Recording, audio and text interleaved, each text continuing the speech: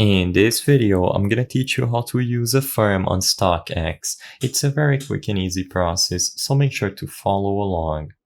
First of all, in the past, you could simply go to Stockx, browse through the items, add something to your cart, and upon going to the checkout page, under the payment method option, you would be able to select Affirm from here. But as you can see now, it's not available anymore. We only get these four options and Affirm is nowhere to be seen. So what you have to do instead is first note down the amount or the purchase price for the item that you want to buy.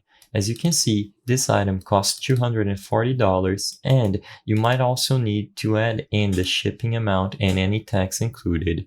After you note down the price that you are going to pay, you need to generate a virtual card.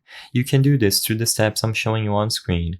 Open up the mobile app, use the search feature, and you will be able to select Pay using a one-time virtual card at the top of the search function.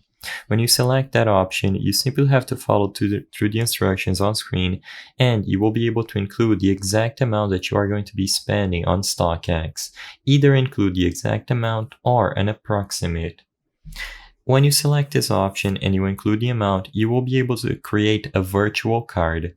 With the credentials of this virtual card at hand, all you have to do is go back to Stockx, and instead of using Affirm as a payment method, choose credit or debit card as you can see over here and include the credentials of the virtual card you just generated.